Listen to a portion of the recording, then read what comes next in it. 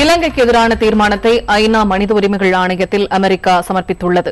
சர்வதேச மனித உரிமை சட்டங்கள் மீறப்படுவதாக கூறப்படுவது பற்றி சுதந்திரமான நம்பகத்தன்மையுடைய சர்வதேச விசாரணை நடத்தப்பட வேண்டும் என ஐக்கிய நாடுகள் சபையின் மனித உரிமை கமிஷனின் ஆணையர் கூறியிருப்பதை கவனத்தில் கொள்வதாக இந்த தீர்மானத்தில் கூறப்பட்டுள்ளது.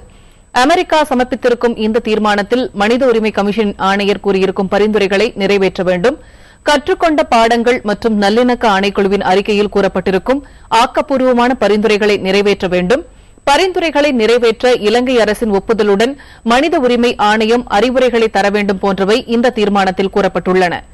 பயங்கரவாதத்திற்கு எதிராக போரிடும்போது சர்வதேச மனித உரிமை சட்டங்கள், அகதிகளுக்கான சட்டங்களை சம்பந்தப்பட்ட நாடுகள் கவனத்தில் கொள்ள வேண்டும் எனவும் சுட்டிக்காட்டப்பட்டுள்ளது. இந்த தீர்மானத்தில் இடம்பெற்றுள்ள விவரங்கள் ஏற்கனவே வெளியாகியிருந்த நிலையில் அதிகாரப்பூர்வமான முறையில் வெள்ளிக்கிழமையன்று இந்த தீர்மானத்தை அமெரிக்கா ஐநா மனித உரிமை ஆணையத்தில் சமர்ப்பித்துள்ளது.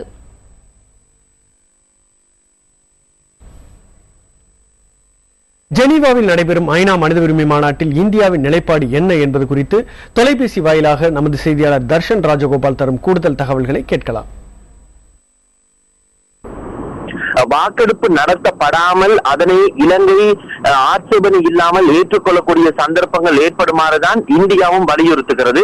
அண்மையில் வெளிவந்த செய்திகள் கூட தெரிந்திருக்கும். அவற்றில் குறிப்பிட்டுள்ள ஒரு விடயம், இந்தியாவை பொறுத்தமட்டில் அமெரிக்காவினுடைய செயற்பாடுகள் என்னவோ அதற்கு ஒத்துழைப்பு வழங்குமாறு இலங்கைக்கான ஒரு வேண்டுகோள் விடுக்கப்பட்டிருந்தது.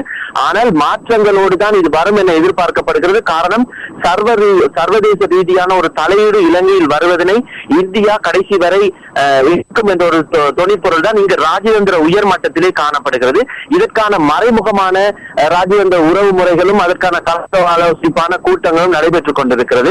எனவே எதிர்பார்க்கப்படுகிற விடயம் என்னவென்றால், அமெரிக்கா இப்போது தங்களுக்கு சாதகமான நாடுகள் அதிகமாக இருப்பதன் காரணமாக தாங்கள் இறுதி வரை தங்களுக்கு சாதகமான ஒரு செயற்திட்டத்தை கொண்டு வருவதற்கு முனைவார்கள்.